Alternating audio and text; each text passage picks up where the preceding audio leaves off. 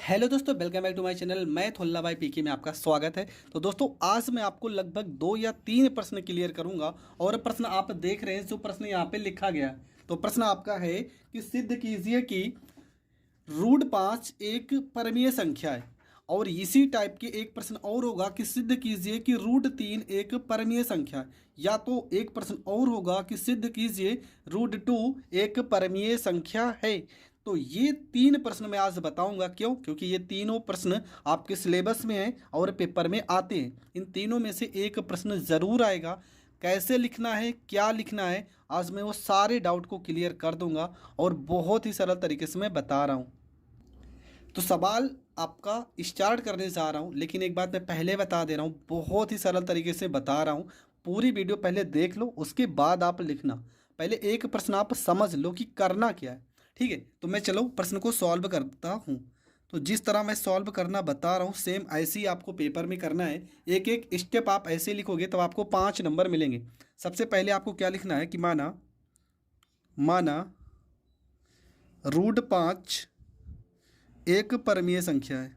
एक परमीय संख्या है। पहली लाइन तो आपको यही लिखना है कि माना √5 एक परमीय संख्या है। ठीक है, अगर परमीय संख्या है तो जब परमीय संख्या का मतलब क्या होगा कि ये p/q के बराबर होगा। सब परमीय संख्या है तो √5 को हम p/q के रूप में लिख सकते हैं। ठीक है, जहाँ p व q सहअभाज्य हैं। सहअभाज्य का मतलब ये कि इन दोनों का मासा एक ही आएगा। अगर p और q का हम मासा करेंगे तो एक आना चाहिए। ठीक है, लेकिन q की जो वैल्यू, जो बटे में q लिखा है ना, वो कभी भी 0 के बराबर नहीं होना चाहिए। ये भी आपको पता होना चाहिए। तो क्या लिखना है? देखो, लिखना है कि √5 एक परमीय संख्या है। मान लेते हैं कि √5 एक परमीय संख्या है, और परमीय संख्या अगर होगा तो √5 को हम p/q के रूप में लिख सकते हैं, जहाँ p व q का क्या है, सहअभाज्य है। और सहअभाज्य का मतलब कि इनका मासा एक होना चाहिए, और q का जो वैल्यू है ना, वो 0 के बराबर कभी भी होना नहीं चाहिए। इसके बाद आपको क्या करना है? तो प्रश्न में आप लिखिए हैं कि √5 को क्या लिख सकते हैं? हम लिख सकते हैं p और बटे में q लिख सकते हैं ना। ये तो लिख ही सकते हैं। फिर क्या करेंगे? लिखेंगे दोनों पक्षों का वर्ग करने पर, दोनों पक्षों का वर्ग करने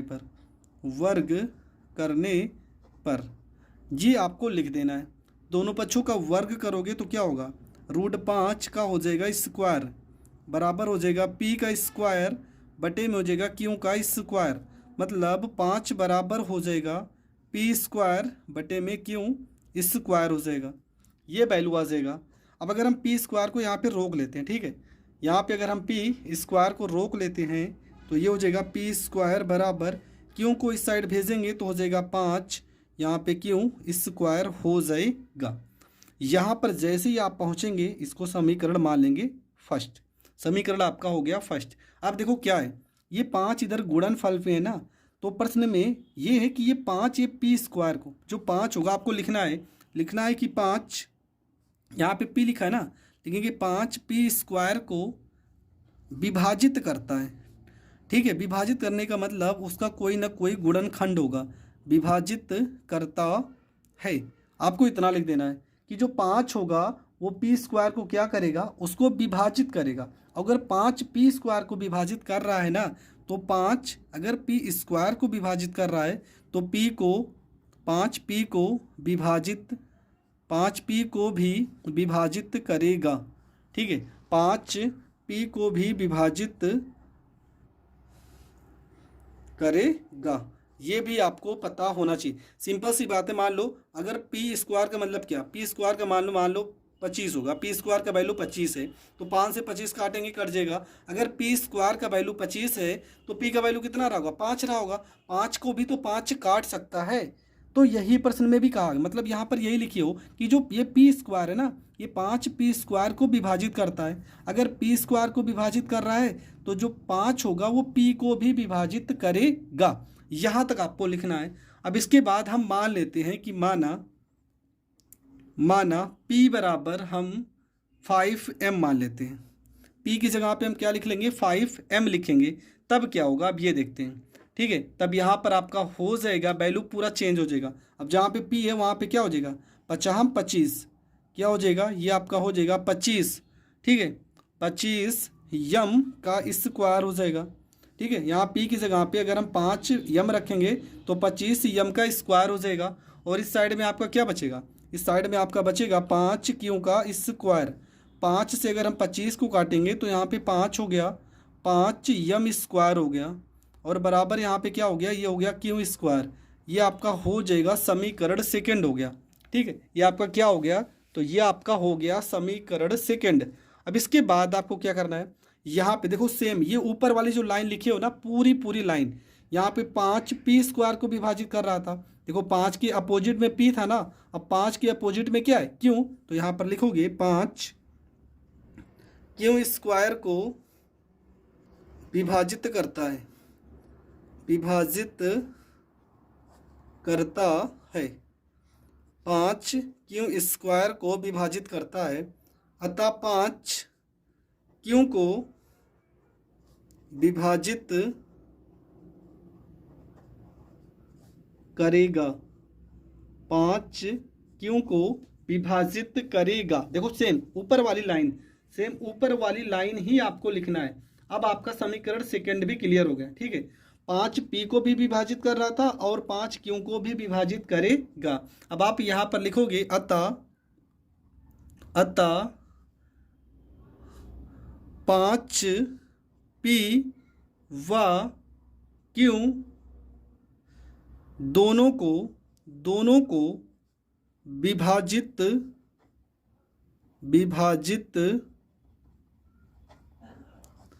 कर रहा है, अतः यह एक उभयनिष्ठ गुणनखंड है।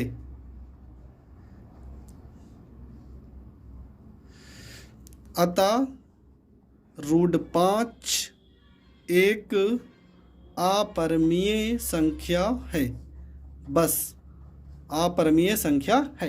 यहाँ तक आपको लिख देना है और आपको पूरे के पूरे नंबर मिल जाएंगे। तो यहाँ तक आपको पेपर में करना है। √5 के बारे में मैंने पूरा टॉपिक बता दिया। अब एक एक लाइन जो जहाँ पर हमने लिखा है ना, सेम एक एक यही लाइन हम दूसरे सवाल में करेंगे। अब आप ध्यान से समझना, आपको तीनों प्रश्न एक साथ ही समझ में आ जाएंगे। तो देखो अगला प्रश्न क्या लिखा है कि सिद्ध कीजिए कि √3 एक अपरिमेय संख्या है। क्या सिद्ध करना है कि √3 है एक अपरिमेय संख्या है। तो कैसे सिद्ध करेंगे, देखो बहुत ही सिंपल तरीका है। अब मैं थोड़ा से फास्ट लेके चलूँगा। आपको लिखना है कि माना √3 एक परमीय संख्या है, एक परमीय संख्या है। जैसे उसमें लिखे थे सेम वैसे ही। अतः इसे p/q के रूप में लिख सकते हैं, जहाँ p व q सहअभाज्य है, ठीक है। यहाँ तक आपको लिख देना है। और q का वैल्यू 0 के बराबर नहीं होना चाहिए, ये भी मैंने बता दिया है। अब आप करोगे क्या, आप लिखोगे √3 बराबर क्या लिखोगे, p/q, फिर लिखोगे दोनों पक्षों का वर्ग करने पर। तो वर्ग करोगे क्या हो जाएगा, ये आपका हो जाएगा √3 बराबर p/q पूरे का होल स्क्वायर। तो यहाँ से रूट हट जाएगा 3, हो जाएगा आपका p² बराबर हो जाएगा आपका q², ठीक है। इसके बाद आपको क्या करना है, यहाँ पे लिखना है पी स्क्वायर बराबर क्यू को इधर गुणा करोगे तो 3 क्यू स्क्वायर हो जाएगा। इसको मान लेंगे समीकरण फर्स्ट। फिर यहाँ लिखेंगे 3, ये 3 जो है ना इसके अपोजिट में क्या है पी, 3 पी स्क्वायर को विभाजित करता है। ठीक है, आपको यही लिखना है कि 3 जो होगा वो पी स्क्वायर को विभाजित करता है। इसके बाद दूसरी लाइन क्या होती है, फिर यहाँ पे जब पी स्क्वायर को विभाजित कर रहा है तो 3 पी को भी विभाजित करेगा, पी को भी विभाजित करेगा, ये आपको लिख देना है। इसके बाद आपको क्या करना है, इसके बाद लिखना है कि माना P बराबर, वहाँ पे 5 था तो हमने 5m लिखा था, यहाँ पे 3m लिखेंगे। P बराबर 3m, तो यहाँ P की जगह पे हो जाएगा 3m पूरे का होल स्क्वायर बराबर 3, यहाँ पे क्यों स्क्वायर हो जाएगा, तो 3 का स्क्वायर करोगे 9, m का स्क्वायर बराबर 3, यहाँ पे हो गया क्यों स्क्वायर। ठीक है, ये 3 त्रिका 9 हो जाएगा, तो आपका वैल्यू आ जाएगा 3m का स्क्वायर बराबर क्यों स्क्वायर। तो यहाँ पर लिखेंगे, अब देखो पूरी ऊपर वाली लाइन आ गई, समीकरण इसे सेकंड मान लेंगे, लिखेंगे 3 क्यू स्क्वायर को विभाजित करता है। ठीक है, क्या लिखेंगे, 3 क्यू स्क्वायर को विभाजित करता है। फिर यहाँ पे लिखेंगे अतः 3 क्यू को भी विभाजित करेगा, ये आपको लिख देना है। जब क्यू स्क्वायर को विभाजित कर रहा है तो क्यू को भी विभाजित करेगा। फिर आपको क्या करना है, यहाँ पे लिखना है कि अतः 3 पी व क्यू दोनों को विभाजित करता है। अतः 3 एक उभयनिष्ठ गुणनखंड है, उभयनिष्ठ गुणनखंड है। अतः √3 एक अपरिमेय संख्या है, एक अपरिमेय संख्या है। ठीक है, और ये आपका हो जाएगा प्रूव्ड। तो ये प्रश्न भी हो गया आपका कंप्लीट। ठीक है, मैंने पहला प्रश्न बहुत ही डीपली समझा था, अब थोड़ा से मैं तेज लेके चल रहा हूँ क्योंकि 3 प्रश्न है और तीनों प्रश्न को क्लियर करना है। अगला प्रश्न जो आपका है, लिखा है कि सिद्ध कीजिए कि √2 एक अपरिमेय संख्या है। क्या सिद्ध कीजिए कि √2 एक अपरिमेय संख्या है। तो हम करेंगे क्या, सबसे पहले लिखेंगे कि माना √2 एक परमीय संख्या है, एक परमीय संख्या है। अतः इसे P बटे Q के रूप में लिख सकते हैं। अतः जहाँ P व Q सह अभाज्य हैं और Q का वैल्यू 0 नहीं होना चाहिए। ये लाइन हम हर बार लिखते आ रहे हैं। फिर लिखेंगे क्या कि यहाँ पर लिखेंगे कि √2 बराबर क्या हो जाएगा, ये हो जाएगा P बटे में Q। लिखेंगे दोनों पक्षों का वर्ग करने पर। ठीक है, तो दोनों पक्षों का अगर वर्ग करते हैं तो क्या हो जाएगा, तो ये हो जाएगा √2 का होल स्क्वायर बराबर P बटे Q पूरे का होल स्क्वायर।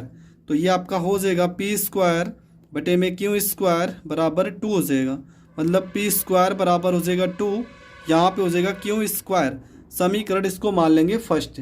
ठीक है, इसके बाद क्या करना है आपको, इसके बाद आपको लिखना है कि 2, यहाँ पे जो 2 लिखा है ना, 2 P स्क्वायर को विभाजित करता है,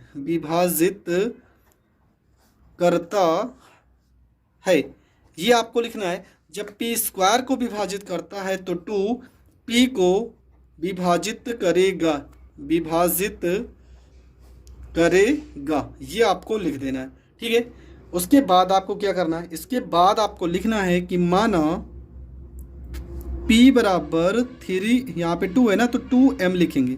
माना P बराबर 2m रखने पर तो कहाँ पे समीकरण ये फर्स्ट है, तो P की जगह पे क्या रखोगे 2m पूरे का होल स्क्वायर बराबर 2q का स्क्वायर हो जाएगा।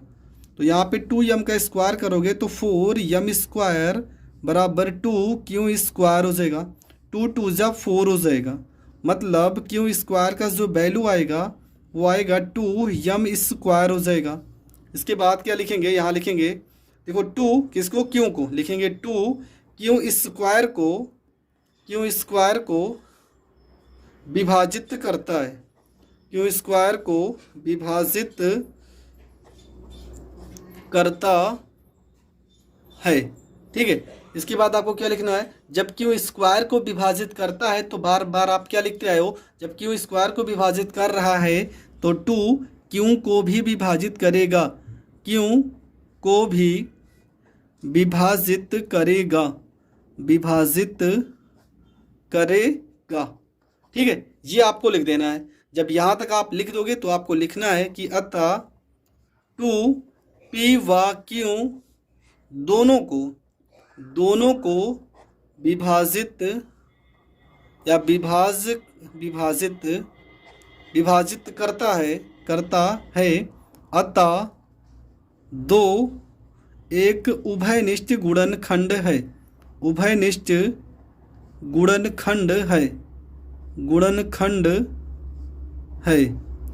अतः √2 एक अपरिमेय